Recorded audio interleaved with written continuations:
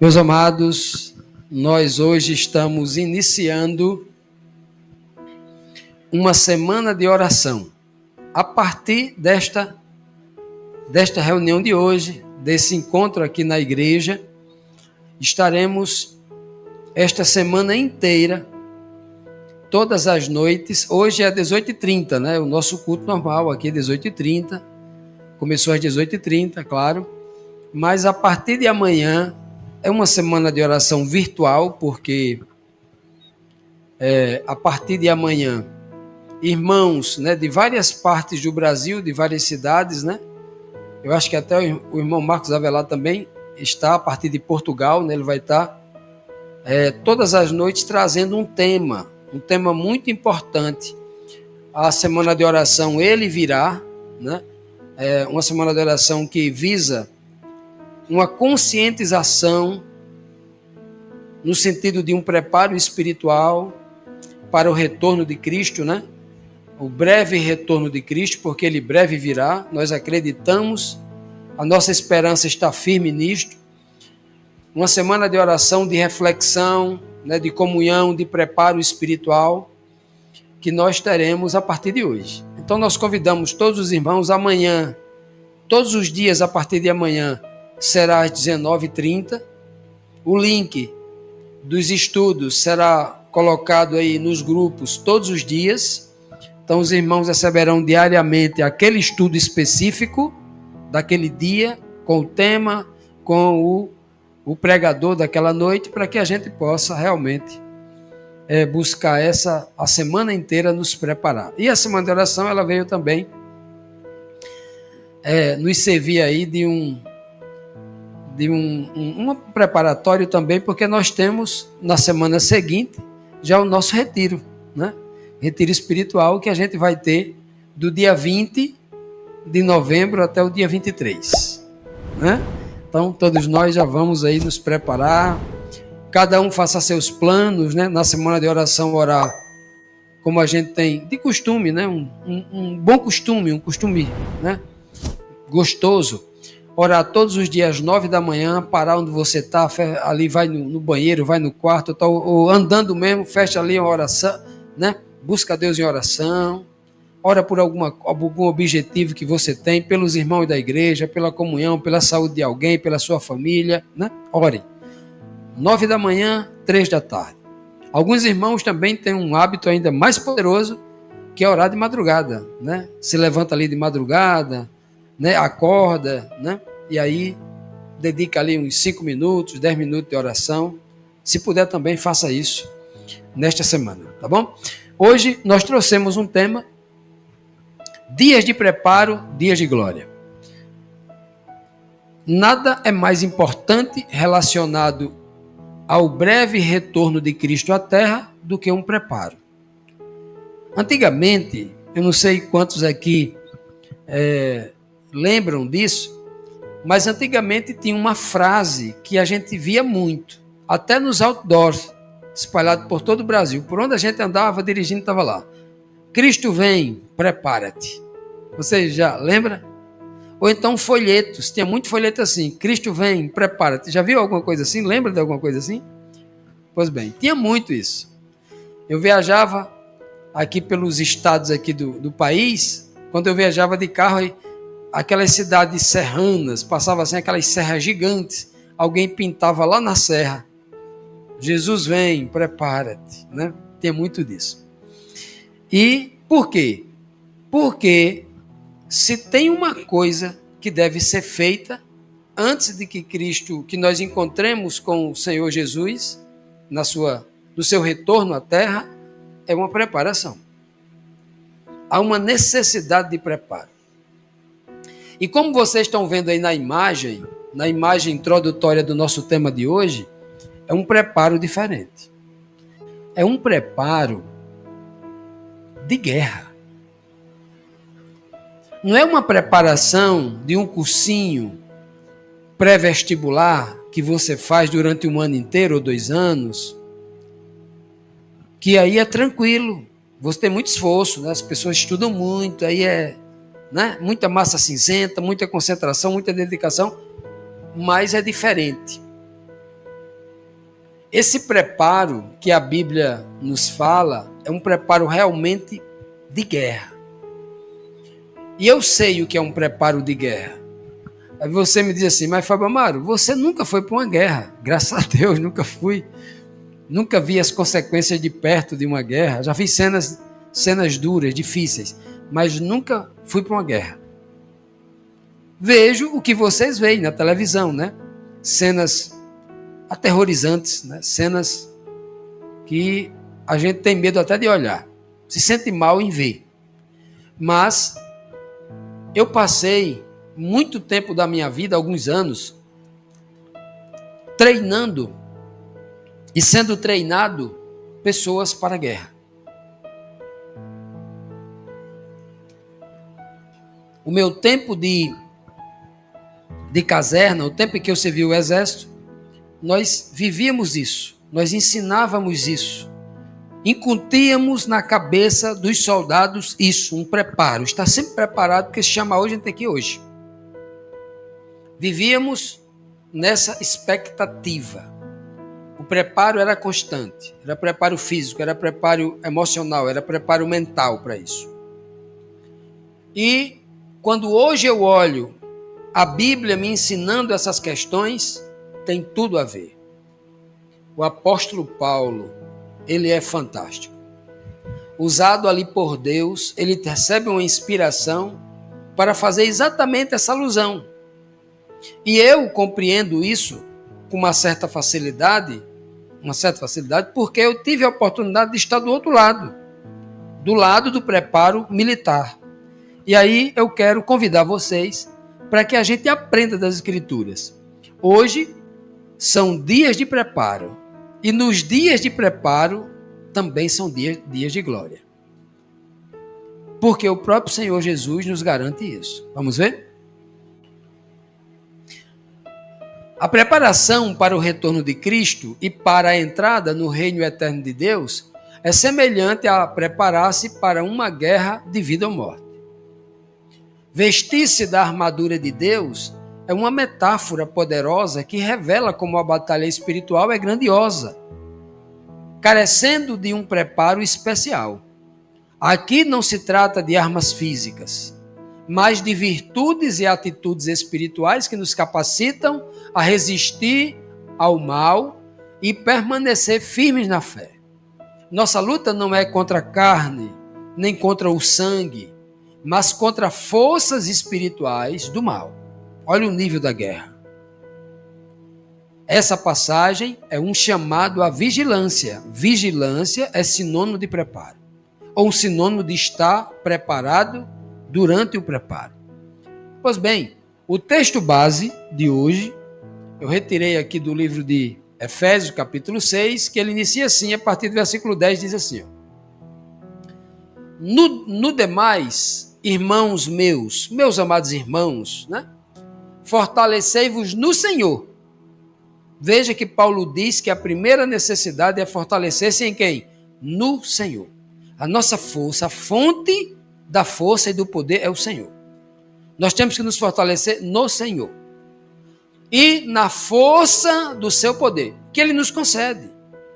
Qual é o seu poder? A Bíblia diz que o seu poder é o derramamento do Espírito Santo. Pedro diz, sobre vós será derramado o poder, o Espírito. Então, estando fortalecido em Deus, pela força que Ele nos dá, revesti-vos de toda a armadura de Deus, para que possais estar firme contra as astutas ciladas do diabo. Porque não temos que lutar contra a carne e o sangue, mas sim contra os principados, contra as potestades, contra os príncipes das trevas deste século, contra as hostes espirituais da maldade nos lugares celestiais. Veja que ele fala de uma guerra diferente. Não tem aviões, não tem o B-2, né? B-2 é um avião americano, de 2 bilhões de dólares. Mais de 10 bilhões de reais. É só um avião. Um bombardeiro que voa longe dos radares que os Estados Unidos produz. E solta bombas terríveis, inclusive a bomba atômica, ele pode carregar a ogiva atômica. Mas não é dessa guerra. É uma guerra a nível superior. Aquele avião, ele só pode matar pessoas para esta morte do sono, a morte temporária. Mas esta guerra, a espiritual, se eu perder, eu vou morrer a morte eterna. A bomba atômica, ela não pode me tirar a vida eterna. Ela pode, no máximo, tirar essa vida que todo mundo um dia vai morrer, de um jeito ou de outro. Mas perder esta guerra espiritual, eu perder para Satanás, perder para o seu engano, perder para as suas ideologias, perder para a sua pregação, aceitar a sua sedução, é perder a vida eterna. Então essa é a maior de todas as guerras. É a maior de todas as batalhas. É a batalha espiritual. Por isso que Paulo está nos chamando, trazendo aqui uma metáfora, um cenário de preparação a nível de guerra. Preparação de soldado, de guerreiro, de exército. Porque é a maior de todas as guerras. Nós deveríamos encarar isso como uma guerra. E aí ele diz aqui, a guerra aqui é do nível espiritual, nas regiões celestiais, ou seja, na região a nível mental, lá na sua mente, a nível de consciência, de percepção, de entendimento espiritual. Ele continua dizendo, portanto, ele diz o seguinte, tomai toda a armadura de Deus. Toda. É tão necessário esse preparo que você não pode pegar algumas armas. Tem que ser todas. A armadura de Paulo aqui ela é completa. Ele não diz pegue alguma coisa da armadura. Ele diz que é toda. A guerra é tão feroz, a guerra é tão traiçoeira, é tão detalhista ou detalhada essa guerra, que você tem que pegar tudo o que compõe a armadura de Deus. Ele diz, por quê? Para que vocês possam resistir o dia mau. O dia mau vai chegar para todo mundo. Veja que Paulo está dizendo que o dia mau vai chegar para a igreja de Deus. Ninguém escapa do dia mau.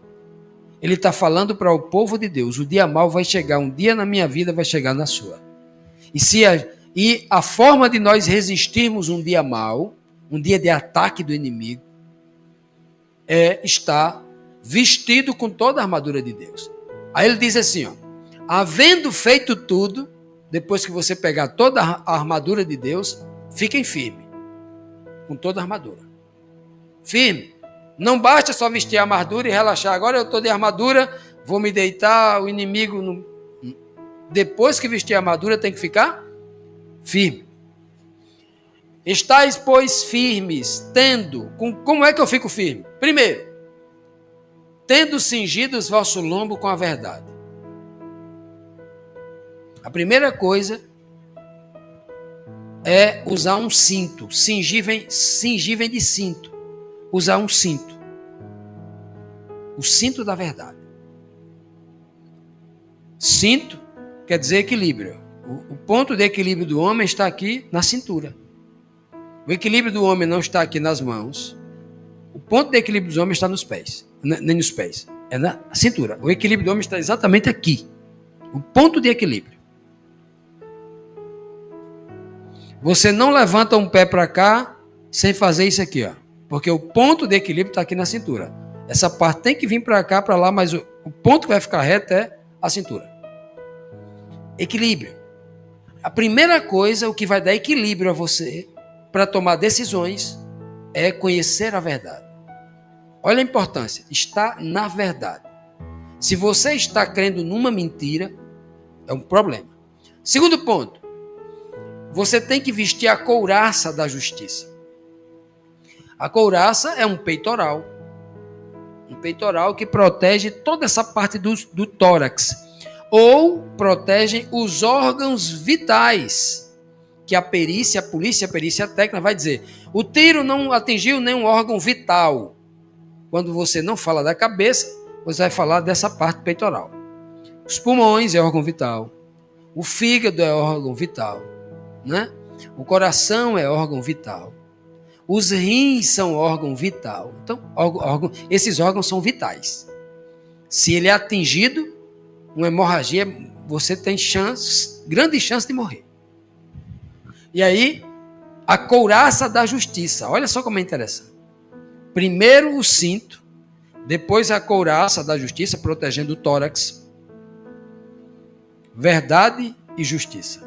Se você andar na justiça, você está protegendo as questões vitais espirituais. Ele continua dizendo: e calcem também os seus pés na preparação do evangelho. Para as tropas do tempo de Paulo, eram dois tipos. Infantaria, aquele que vai a pé, infante é aquele que vai a pé, andando a pé como uma criança, e os cavalos, a cavalaria, eram as duas forças na época de Paulo. Ele está falando aqui do infante, porque o infante, ele não pode adoecer dos pés. Eu servi arma de infantaria. E uma das maiores lições que nós tínhamos quando estava em campanha era: cuide dos seus pés. Os pés não podiam ter bicheira, os pés não podiam ter frieira, os pés não podiam... Tem que ter cuidado com os pés. Porque adoeceu dos pés vai estar fora de combate. Tem que ter cuidado com os pés. E aqui ele está dizendo aqui claramente: olha, você precisa calçar as sandálias da preparação. Como é que você faz? Pregando o evangelho. Você precisa pregar o evangelho. Precisa ir com seus pés pregar o evangelho. Isso é preparo, isso é preparação. Quem não vai pregar o evangelho está com sua preparação deficitária, não está se preparando. Está faltando parte essencial da armadura. Terceiro, tomando então também, sobretudo, olha, quando ele fala sobretudo, ele está dizendo assim, dando uma ênfase, ele está dizendo isso é muito importante. Sobretudo, você não pode esquecer o escudo da fé. Por quê? Com ele, vocês vão apagar todos os dardos inflamados do inimigo. Olha, o inimigo vai lançar flechas pegando fogo.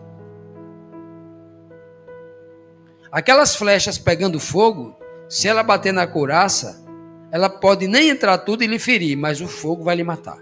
Queimado. O escudo é quem vai lhe proteger. Você já tem a couraça que protege, mas o escudo da fé protege os dardos que são lançados diretamente por Satanás. Por que ele cita dardos? Porque os dardos é algo que você não vê. Hoje, os dardos inflamados não seriam mais flechas, seria um tiro. Você sabe qual é o lema dos snipers americanos? Os snipers. Eles têm um brevet, um símbolo que eles colocam no uniforme, que está escrito assim, ó: você não viu, somente ouviu. Porque alguém que morre de um tiro do sniper só escuta o estampido e morre. Ele não viu de onde veio o tiro, quem deu o tiro. Foi a última coisa que ele escutou na vida, foi um estampido. E ele morre. Assim são os dardos do inimigo. Por isso que o Salmo 91 diz: não tema a seta que voa de noite, porque você não vê as setas do inimigo. O inimigo, ele está trabalhando no espírito, ele está preparando agora setas que você não vê, que você não consegue enxergar. Setas contra a tua família, setas contra a tua vida. Tem projetos que estão sendo fabricados agora para atingir a tua saúde emocional, para atingir a tua saúde financeira, para atingir a tua saúde no teu lar, na tua família, com o teu esposo, com a tua esposa, com o teu filho, no teu trabalho, em todo lugar. E quem é que tem que se preparar aqui? Ó? A fé. Você tem que ter fé. Esse é o escudo que vai proteger de todas essas coisas que ele faz no escuro, escondido, que a gente não consegue enxergar. todos os dardos inflamados do maligno. Todos. Se você tiver fé, todos vão bater no escudo. Tomai também o capacete da salvação. O capacete da salvação protege o principal órgão do corpo, a mente. Cabeça, né? Cabeça, símbolo aqui de mente. Ou seja, nós temos que, pela fé, ter a certeza da salvação. Nós temos que viver como pessoas salvas. Não que a gente vai dizer agora, eu estou salvo, eu sou salvo. Como quem diz, eu estou e tu não está. Não é isso. A Bíblia não ensina isso. Mas pela esperança, pela fé que eu tenho, eu preciso viver como um salvo. E um salvo, uma pessoa que vive como uma pessoa salva, ela não vive fazendo coisa errada. Ela não faz coisas escondidas. Ela não faz coisas, né?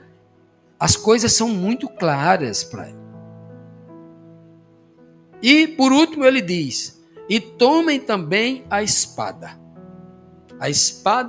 do Espírito, uma palavra. Olha só, a palavra. Veja como isso é importante. Ó. Tomem a palavra. Primeiro eu sou cingido com a verdade, e a verdade está na palavra. Mas agora, ele manda eu pegar uma espada do Espírito, uma palavra inspirada. Não é um conhecimento cultural da Bíblia. Está assim de teólogos se exibindo na internet em busca de aplausos, mostrando curiosidades bíblicas, mostrando que é um doutor, expondo, né? Brigando por debates, quem é o maior, expondo o seu nível de conhecimento cultural. Somente a palavra seca. O que ele está dizendo aqui é uma espada do Espírito. É um conhecimento, e olha, a espada do Espírito não é aquela que atende o homem cultural, que faz o homem carnal se sentir bem. Que homem eloquente aquele que prega ali. A palavra do Espírito é diferente. A palavra do Espírito é aquela que vai atender a tua alma. Você nem se lembra quem pregou. O que você sabe é que aquela palavra que você ouviu, ela foi transformadora para a sua vida. Essa é a palavra do Espírito. É dessa.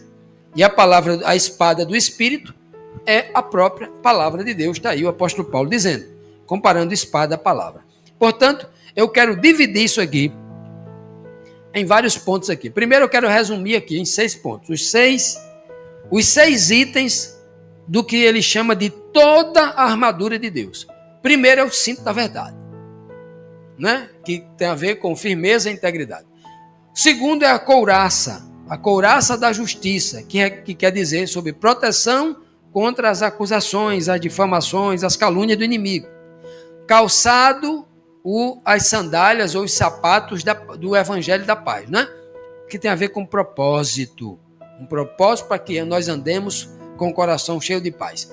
Escudo da fé, proteção contra o maligno. Capacete da salvação, proteção para a mente.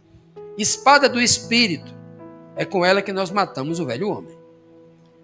Veja que de toda a armadura de Deus, 5 são para sua proteção e uma é para ataque, a espada. 5 é para eu proteger meu corpo. Uma é para eu atacar. Veja que informação o Senhor está me passando.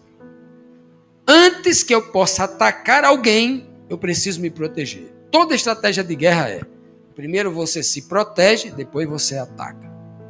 Você não ataca, você se protege primeiro. Todo soldado preparado, ele contra-ataca. Ele não ataca no mesmo momento que o outro ataca, senão os dois morrem. Ele se defende e ataca. Que coisa, né? Que informação. Agora vamos dividir isso aqui. Vamos dividir. Primeiro, vamos aqui para o cinto da verdade. O que significa isso? Esse era o cinto de antigamente, né? Claro que hoje no cinema moderno, a gente vai ver ali o Batman com o cinto, não, Renan? O cinto de utilidades do Batman. Quem já assistiu aqui? Eu, quando era menino, assistia isso. Agora não assiste mais. Mas quando era menino, assistia. No cinto do Batman tinha de tudo. Tinha mais do que a bolsa das mulheres. Porque diz que na bolsa de mulher você tira, né? ração de cachorro, batom, revólver, sabonete, corta-unha, tem tudo, né? Na bolsa de uma mulher tem de tudo, né, irmã Simone? Tem de tudo. Mas tem menos do que o cinto do Batman. O cinto do Batman tinha tudo.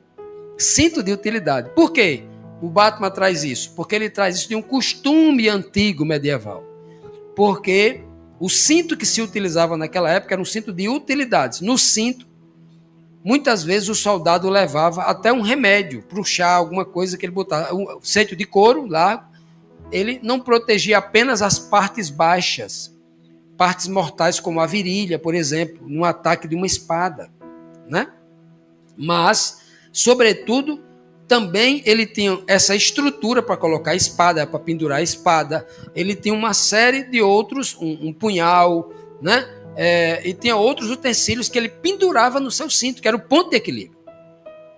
Então, por isso que nós dizemos que o cinto, ele é aquele que carrega algumas utilidades, mas, sobretudo, ele traz o equilíbrio.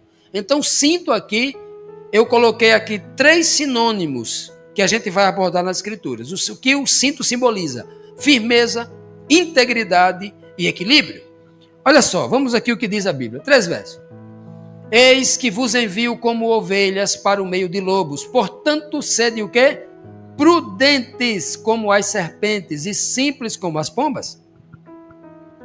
Jesus está dizendo, olha, você está sendo capacitado por mim, pelo meu Espírito, e eu estou te enviando para pregar o Evangelho. E quando se for pregar o Evangelho no mundo, muitas pessoas que você vai estar pregando, você vai estar pregando como se estivesse no meio de serpentes. É assim que ele está dizendo? Não, ele está dizendo, você tem que ser como uma serpente. Quando ele diz você tem que ser como uma serpente, ele não está dizendo que você tem que ser como Satanás, não. Ele não está usando aqui a tipologia serpente, Satanás, não. Ele está dizendo, seja esperta, prudente. Como é que a serpente faz? A serpente, ela fica quietinha no meio das folhas ali, bem quietinha, não faz mal a ninguém. Você passa, nem incomoda ninguém, ela está ali. Você nem vê ela é imperceptível. Está lá, no meio das folhas. Aí vai passando um camundongo, vai passando um lagarto, nem vê ela dá o bote e se esconde de novo. O homem sábio, ele está ali imperceptível. Ele vive a vida inteira ali na moita, imperceptível. Mas quando pede a ajuda dele, quando ele chega a oportunidade de salvar alguém, o momento certo, ele chega com a palavra da salvação no momento certo. Ele não é um tagarela que fica falando aquilo que as pessoas não querem ouvir. As pessoas não querem escutar a tua doutrina, que você acha que foi importante para você, não. Você precisa sentir o que as pessoas estão precisando e chegar para elas naquele momento. Isso é a prudência da serpente. O cinto que capacita. Você utilizar aquilo na hora certa. Então seja simples. Olha só, na verdade você é uma serpente, que com a sua boca você pode matar o velho homem que está lá. Você traz na sua boca um antídoto. Assim como a cobra traz o veneno para matar Satanás, você pode ser uma serpente que com a sua boca você pode salvar pessoas. Mas você é como? Como uma pombinha, não faz mal a ninguém. Você não está ali para fazer mal a ninguém. Agora a sua ação tem que ser como uma serpente. O seu comportamento como de pomba. Não faz mal a ninguém. As pessoas têm que saber que você ali não é uma ameaça. Você não vai roubar elas. Você é honesto. Você é uma pessoa de confiança. As pessoas têm que saber isso de você. Se você é um crente que as pessoas não confiam em você, tem algo errado. Procura apresentar-te a Deus o quê? Aprovado. E para ser aprovado tem que ser capacitado. Cinto simboliza essa capacitação. Aprovado como obreiro que não tem do que se envergonhar, que maneja bem a palavra de Deus. Inclusive é o texto que ele usa aqui, que maneja bem. A palavra de Deus, você maneja ou você fala com a boca? Manejar vem de mão, mão, manejar.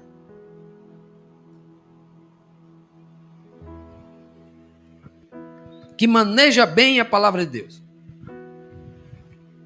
Então, ele está fazendo aqui uma clara ligação com a espada, que é a palavra. Paulo, de novo aqui, ó, não precisa nem dizer que ele está comparando a palavra de Deus à espada, porque ele já diz aqui, ó, maneja bem. E a palavra você não usa a mão, você usa a boca. Olha, palavra, espada, da boca de Cristo é uma espada de dois gumes, né? Olha que coisa linda aqui.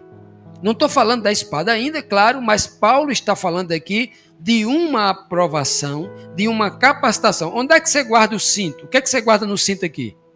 A espada. Eu sou qualificado, preparado, equilibrado pelo conhecimento da palavra. E ele mesmo deu uns para apóstolos e outros para profetas e outros para evangelistas, e outros para pastores, doutores, querendo aperfeiçoamento dos santos para a obra do ministério, para a edificação da igreja, que é o corpo de Cristo. Então veja que Paulo aqui em Efésios 4, 11 e 12, ele deixa bem claro o porquê dessa necessidade de uma capacitação, de um preparo, que é o que o cinto me dá. O homem preparado é um homem equilibrado. É um homem que sabe quando se calar, é um homem que sabe quando falar, é um homem que sabe quando sair, um homem sabe quando entrar. Isso é o cinto. Para o próximo. O segundo é a couraça da justiça. Aquele que você protege aqui, essa parte peitoral, o tórax, né? Então, isso representa abrigo, amparo, preservação, né? É o que esta couraça faz. Né? Tem gente que um soldado, quando não usa a couraça, ele se sente nu. Ele se sente nu, falta alguma coisa. Não andem ansiosos por coisa alguma, mas em tudo pela oração e súplica, e com ação de graças, apresentem seus pedidos a Deus. E a paz de Deus, que excede todo o entendimento, guardará o quê? O teu coração e a tua mente. A mente de vocês em quem? Em Cristo. Então, quando eu pego a couraça da justiça, que é para me guardar, que é para me proteger, o termo aí é proteger, ele vai guardar o quê? O coração. E guardar também a mente. A mente é o capacete. Mas aqui eu quero tratar os dois, claro, fazer uma diferenciação, mas aqui eu quero focar principalmente no coração, que é a couraça. Inclusive tem algumas couraças que tem um reforço maior nessa parte de cima do peitoral por causa do coração. Tem uma segunda camada de couro. Coração está relacionado aos pensamentos. Os nossos pensamentos, que vão regular as nossas emoções e sentimentos. Está lá na mente. Então, coração é onde as suas emoções afloram. Quando você recebe um impacto muito grande, o que acontece? O coração faz o quê? Dispara. Acelera. Porque, né? Algumas pessoas, só em pensar, ter determinados pensamentos, o homem quando está apaixonado, no coração, né? Começa a pensar aqui, pensa, o homem é apaixonado pela mulher amada, o que acontece com o coração dele? Ele pensando em casa sozinho, o coração faz o quê? A mulher que está apaixonada pelo seu príncipe encantado, quando ela pensa, o que acontece? O coração faz o quê? Não diz que senta até um frio na barriga, né? Sem nem chupar sorvete? Pois é. Ó, veja bem, meus amados, que aqui ele está dizendo, mostrando para a gente que essa couraça simboliza essa guarda. E é a paz de Deus. É a paz de Deus. Essa couraça que nos protege o coração. É uma das, né? Segundo, olha o que ele diz aqui. Sonda-me, ó Deus, sonda-me. E procure conhecer todo o meu coração. Esquadrinhe meu coração. Examine cada célula. Né? Cada micron do meu coração, eu quero que o Senhor examine tudo. Por quê? Eu quero que o Senhor prove os meus pensamentos. Pensamentos, ó, coração, pensamento. Pensamento que vai gerar emoção. Pensamentos e emoções geram o que lá na frente? Geram um espírito, mente. equilibrado ou desequilibrado, com problemas ou sem problemas. E aí ele diz aqui, ó, vê então, depois que o Senhor sondar, esquadrinhar todo o meu coração, veja se há alguma intenção minha, caminho é intenção, algum caminho mau, se eu estou querendo ir por algum caminho mau, e não permita, guia-me pelo caminho da justiça. Então veja que o Davi aqui, no salmo para mim mais belo da Bíblia, esse aqui, né? Esse salmo me preenche porque ele me dá a certeza que tem um Deus comigo. Ele cuida de mim o tempo todo, ele sabe tudo de mim, ele se interessa por mim. Esse salmo aqui é que me dá a fé, a garantia de que eu tenho um Deus que é tudo para mim e que eu sou tudo para ele. Esse salmo me diz isso. Então, no preparo, nesse preparo que você vai se guardar, os órgãos vitais está aí, ó, coração e o pensamento. E é através da oração e da confiança e a fé que Davi tem aí em Deus. Mais um verso. Ele diz assim, confia ao Senhor as tuas obras. Obras de projeto que você vai fazer, que você vai realizar. E o que mais a ele? Antes de você executar os seus projetos, entregue a ele o quê? Os seus pensamentos. Senhor, eu estou pensando em fazer isso. Senhor, eu estou pensando em fazer aquilo. Entregue a ele. E Deus faz com que esses seus pensamentos ou as suas obras sejam o quê? Concretizadas, estabelecidas. Que maravilha. Isso é preparo. Preparo é isso. Não fazer nada sem consultar o Senhor. Isso é proteger, isso é guardar os seus órgãos vitais, o seu coração, aonde ocorrem os seus pensamentos. Terceiro, calce então as sandálias ou sapato da pregação do Evangelho da Paz. Isso aqui significa propósito, compromisso, voluntariedade. O crente, ele precisa estar comprometido. Olha, preparação, não há preparo se não tiver propósito. Você faz o melhor curso, você paga o curso mais caro, mas você não assiste às aulas, você vai gasear a aula, você sai pela metade, você não escutou os detalhes que o professor disse lá. Você vai sair alguém preparado naquele curso? Vai ser alguém conhecedor? Não tem propósito. Se tem um propósito de concluir aquele curso e ser o melhor profissional técnico daquele curso, você vai escutar cada palavra, vai anotar tudo que ele disse, vai revisar, vai estudar de novo, vai buscar uma reciclagem, um aprimoramento, uma pós-graduação. Você vai buscar isso, porque você tem o quê? Propósito. E sabe qual é o propósito do homem que quer se preparar para a volta de Cristo? Ele tem um propósito de ir para o reino de Deus. Ele não tem outra prioridade aqui na vida, neste planeta. O propósito dele é esse. E por isso ele prega o Evangelho. E por isso ele fala para todo mundo o que ele está sentindo, o que ele está vivendo. Ele não para de fazer isso. Ele faz isso de forma voluntária. Ele não espera que o pastor mande. Ele não espera que a igreja faça um programa. Não, ele vai e faz. Ó, o que diz o texto. Como, pois, invocarão? Como que as pessoas vão invocar a Deus? Né? Como é que eles vão invocar alguém que eles não creem nele? Eu só invoco quem eu creio. E como eles vão crer se eles nunca ouviram nada sobre aquela pessoa? E como eles vão ouvir se não há ninguém que pregue? Como é que as pessoas vão ser salvas? E a pergunta que eu faço aqui agora, que Paulo não fez. E como é que eu vou me preparar se eu não prego? Não tem preparação minha. Paulo diz que ele nunca aprendeu tanto quanto quando ele ensinava. Ele aprendia muito mais. Eu estou aprendendo muito mais deste tema agora, ao momento que eu estou ensinando para vocês. Porque no momento em que eu estou ensinando para vocês, eu estou recebendo agora dos céus revelações novas, que eu nem tinha pensado. E o Senhor está me dando agora. Porque eu aprendo mais quando eu estou ensinando. Toda vez que você for falar para alguém da palavra de Deus, você vai dizer assim, mas rapaz, eu falei para aquela pessoa e veio o verso na minha cabeça que eu nem me lembrava, eu disse para aquela... Ele vai fazer isso com você. 2. Contudo, quando prego o evangelho, eu não posso me orgulhar. Porque eu calcei as sandálias, né? E agora eu vou pregar o evangelho. E agora eu vou me orgulhar. Porque eu tenho sandália e você está descalço. Não, não é para isso que foi dado isso não. Contudo, quando prego o evangelho, não posso me orgulhar. Pois é o que para Paulo? Para mim importa o que? A Isso é uma necessidade que eu tenho. Se eu não pregar o evangelho, eu morro. É o que Paulo está dizendo.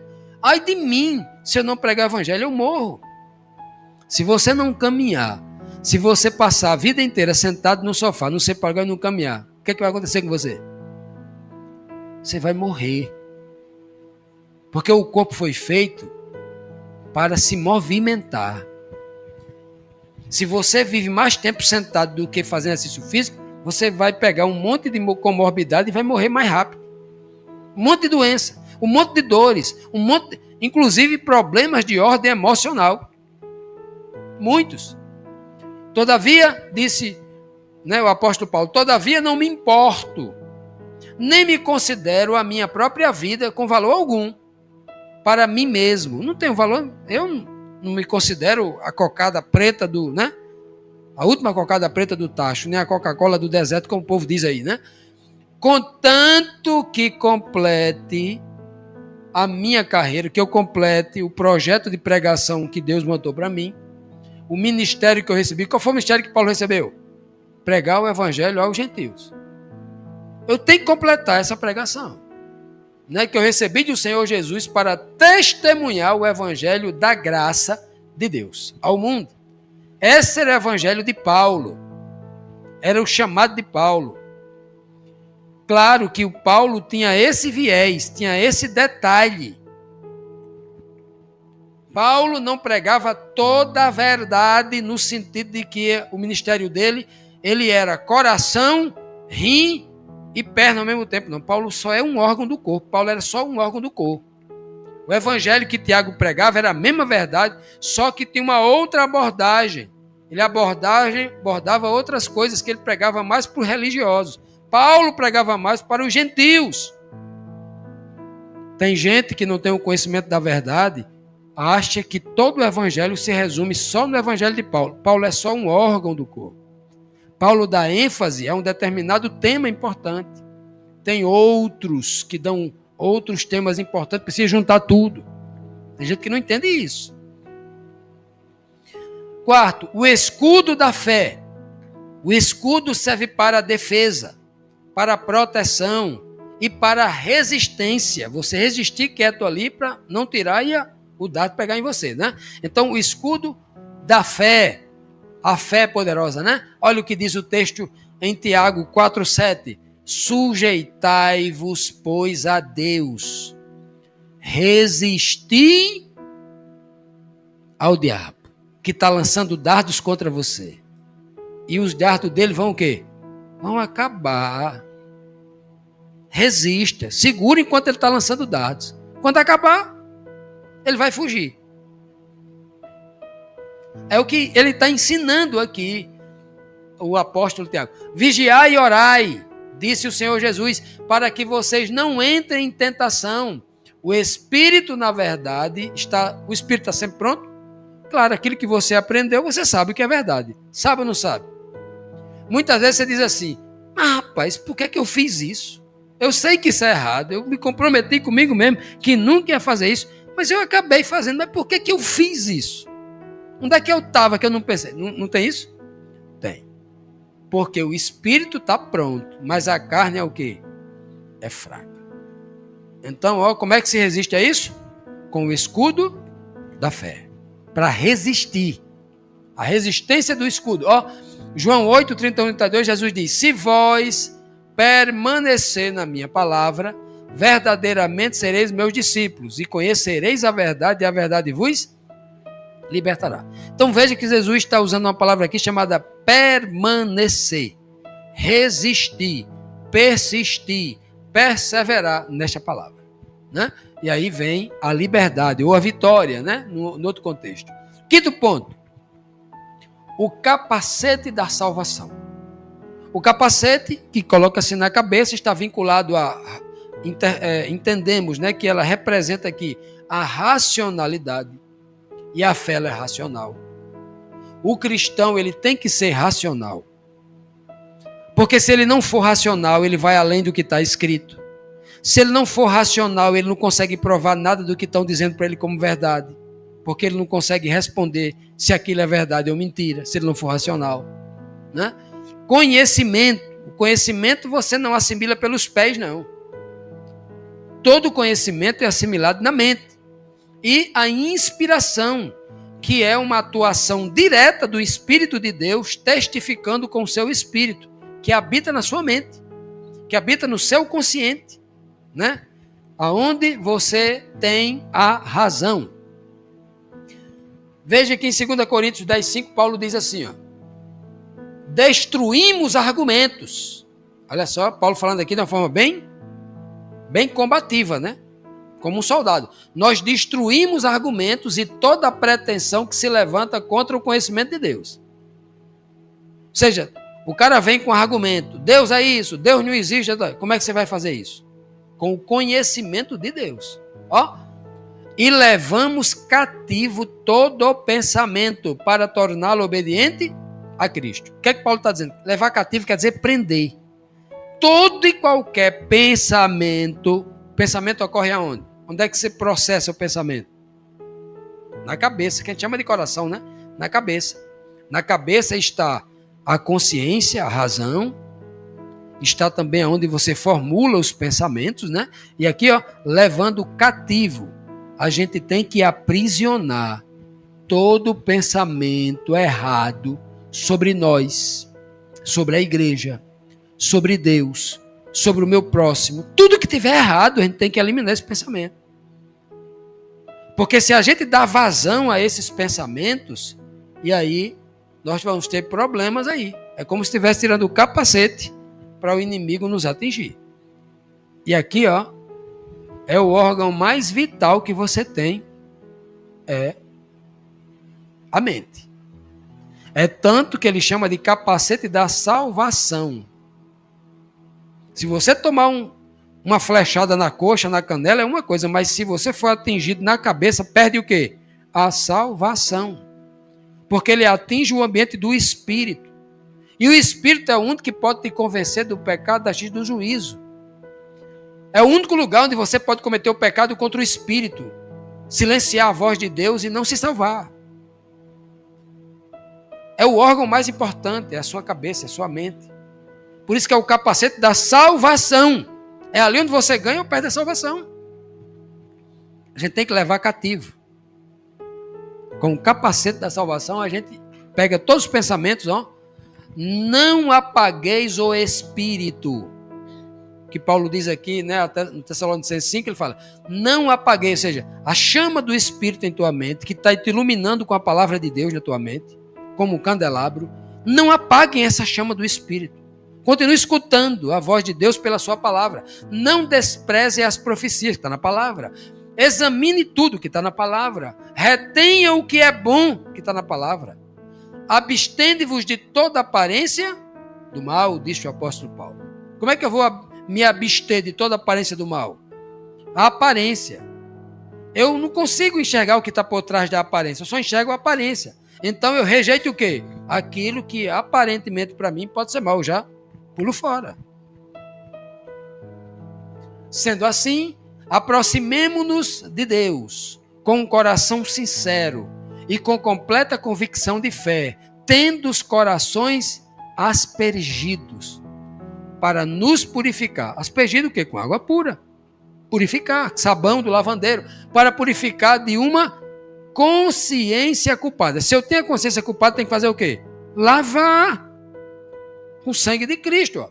E tendo os nossos corpos lavados com água pura. A parte de fora, água pura, palavra. A palavra vai me fazer eu viver e o mundo vai olhar para mim e me ver como um bom testemunho, aparentemente lavado, purificado. E por dentro, lavado e purificado pelo Espírito de Cristo, o sangue de Cristo, que é o que ele está mostrando aqui, para que eu tenha um coração sincero e a minha mente esteja em plena convicção, né, baseado na fé. E por último, vamos aqui à espada do Espírito, que ele cita lá. A espada é aquela que com ela eu ataco. Ela é ofensiva. Ela existe para o confronto. Então, se você vai debater com alguém, se você vai discutir verdade ou mentira com alguém, tem que usar o quê? A Bíblia. Nenhuma discussão ela pode ocorrer em conjecturas do que eu acho, em texto descontextualizado, em versos que não dizem aquilo de forma direta, clara, mas é fruto de um entendimento de alguém que filosoficamente conduziu aquilo como uma concha de retalho, pegou um bocado de verso, que só o que tem isso aí por aí hoje aí, ó. Tem tantas verdades formadas assim, e tanta gente caindo nisso, né? Então, a espada do Espírito, a palavra tem que ser uma palavra espiritual, e a Bíblia é muito clara, para que você tenha uma segurança de que aquilo é verdade, pegue 3 ou 4 versos da mesma coisa, de forma direta. E só o que tem hoje é o ambiente da especulação. E então é a palavra que vai matar o velho homem para que a nova criatura exista. Olha o que diz Hebreus 4:12. Pois a palavra de Deus, ela é o quê? Viva. Ela existe para quê? Para a morte ou para a vida? Vida. Tá aqui, ela é viva. A palavra de Deus, ela não existe para matar ninguém. Você ataca, mas não ataca para matar. Você ataca para que aquela pessoa viva a vida eterna. Quem é que vai morrer ali? Só o velho homem. É como um bisturi, vai tirar só o tumor podre, o restante vai ficar vivo. Ó, é mais afiada do que qualquer espada de 2 gumes. Ela penetra ao ponto de dividir a alma e o espírito. Ela divide o corpo, aqui como alma, né, do espírito. Ela divide o homem carnal do homem espiritual. A palavra de Deus, ela separa. Como diz aí na gíria, o menino dos homens. Ela separa a ovelha negra das outras ovelhas. Ela separa os bodes das ovelhas. E aí, ó, essa espada do espírito, ela separa juntas e medula. Juntas a parte mais externa, medula a parte mais interna, carne e espírito. E julga os pensamentos e as intenções, a índole. Pensamentos, seus projetos. Mas eu tenho um pensamento, eu tenho uma intenção boa, mas a índole é má. Aquela intenção boa vai se transformar lá na frente em coisa má. Índole do coração, né? Olha que coisa linda esse verso. Quanta profundidade. Paulo diz que a palavra de Deus, que é uma espada de 2 gumes. E, Charlene, eu nunca entendia porque a espada é de 2 gumes. Eu entendia que toda espada era de um gume só, mas a de Jesus era mais forte porque ela é 2 gumes. Mas eu meditando, o Senhor me disse, sabe por que 2 gumes? Porque de um lado ela salva, do outro ela também julga. A palavra de Deus, ela julga, e a palavra, todo ímpio será julgado pela palavra de Deus. Ela mata, a palavra de Deus, ela mata. Mata o ímpio para a morte eterna. E a mesma palavra de Deus, ela salva o justo para a vida eterna. De um lado do gume, ela salva. Do outro lado, ela condena. Na mesma palavra, você tem... Por isso que a Bíblia diz, ó, o Senhor vai dizer assim, através de Moisés. Moisés falou assim para Faraó, olhou para Faraó e falou assim, com minhas palavras, está implícito na fala de Moisés, cuidado, Faraó, com as suas palavras, com o que você vai dizer a partir de agora. Era a 10ª praga. Já tinha caído a 9ª, a 10ª estava a caminho. Cuidado com o que você vai dizer, Faraó, porque com as suas próprias palavras, você vai ser julgado por ela. Ou seja, a espada ali estava julgando a palavra. E Faraó diz assim, matem todos os primogênitos dos judeus. Aí quem morreu foi todos os primogênitos dos egípcios. Foi com ele quem disse como queria a 10ª praga. A morte dos primogênitos. Só que ele queria que fosse dos hebreus. E quem morreu foi dos egípcios. O próprio Cristo disse para uma liderança religiosa, você acabou de se condenar com suas próprias palavras. Como você disse, eu sei, então agora você já não é mais inocente. Você agora tem pecado com a sua própria boca. Você confessou. Ele disse, cuidado a forma como você julgar, porque do jeito que você falar, você também será julgado. Porque esta é a palavra de Deus, ela é 2 gumes, ela serve para tudo. Ela serve para julgar, para condenar, e ela serve julgar para absolver. Ela serve para tudo. A Bíblia diz que pela mesma lei, todos serão julgados. Justos e injustos. Aqueles que têm conhecimento e aqueles que têm e os que não têm. Tudo. Arrependei-vos, pois, Se não, do contrário, virei a ti em breve e lutarei contra eles com a espada da minha boca, disse Cristo no Apocalipse 2,16. A minha batalha com o mundo, eu ataco o mundo com a espada da minha boca. Claro que é uma figura de linguagem aqui, é um símbolo do Apocalipse, que ele está falando, quando ele fala espada, está falando de palavra, né? E o último verso de hoje está escrito aqui no Apocalipse 19:15, quando Jesus diz assim, quando o texto diz assim, de sua boca, da boca de Cristo, daquele que está sentado num cavalo branco, capítulo 19, da sua boca sai uma espada afiada, com a qual ele vai ferir as nações. Ele as governará as nações com cetro de ferro. Ele pisa o lagar do vinho do furor da ira do Deus Todo-Poderoso. Então ele vai executar aquilo que Deus está lhe dando o poder para isso. E Jesus fere as nações, ele julga as nações com a sua espada, com a espada que sai da sua boca. Amados, nós precisamos ferir o mundo. Temos que atacar o mundo com muita força, com a palavra de Deus. Eu não estou falando em atacar aqui, em ferir as pessoas nas suas emoções, não é disso. Não estou aqui ensinando ninguém a falar mal da pessoa, a dizer assim, você é um pobre coitado, você é um nojento, você... Não é assim que está. O texto está dizendo isso não. Você ataca as pessoas mostrando para ela a palavra de Deus, porque ao atacar as pessoas com a espada, você está atacando o mal que está nelas, para tirar o mal delas e levar para ela o quê? Basta falar de amor, basta falar de verdade, basta falar quem é Deus. Isso é atacar as pessoas. Não é atacar com coisa ruim, não, é atacar com coisa boa. E quando você ataca com a verdade, você acaba ferindo alguém. Não diz que a verdade dói? Dói ou não dói a verdade? Naquele momento fere, mas depois é bom. Precisamos atacar o mundo com muito amor pelas pessoas. Elas têm que entender que a gente não está ali para falar mal delas ou fazer mal a elas. Não, é o bem. E assim temos que atacar, porque a espada é uma arma de ataque. E é para isso que serve a palavra de Deus. Não é para atacar as pessoas, mas atacar o mal que está atacando as pessoas. É isso que o Senhor Jesus nos ensina como preparo para a sua vinda. Esses 6 pontos. Vestir a armadura de Deus é assumir a postura de combatente espiritual no exército de Cristo. Cada peça, tanto o cinturão da verdade, a couraça da justiça, os calçados da prontidão, escudo da fé, capacete da salvação e a espada do Espírito, representam uma dimensão essencial da vida cristã que protege, que fortalece, que capacita os discípulos para resistir ao mal e anunciar o evangelho com coragem e com firmeza. Essa preparação, ela não é opcional, ela é vital, ou faz ou morre. Sem ela, o discípulo se torna vulnerável às ciladas do diabo e às distrações deste mundo. Com ela, a vitória é certa e garantida. Que o Senhor, nosso Deus, possa, durante toda essa semana de oração, falar o seu coração e que você, como um soldado de prontidão, se predisponha em cada oração, dizer, Senhor, eu estou aqui, usa-me, envia-me a mim. Eu quero me preparar, eu quero estar preparado quando Cristo voltar. Como um bom soldado, diga-me, Senhor, não me pergunte do que sou capaz, dê-me a missão, como dizem os soldados. Que o Senhor nos abençoe, em nome de Jesus. Amém.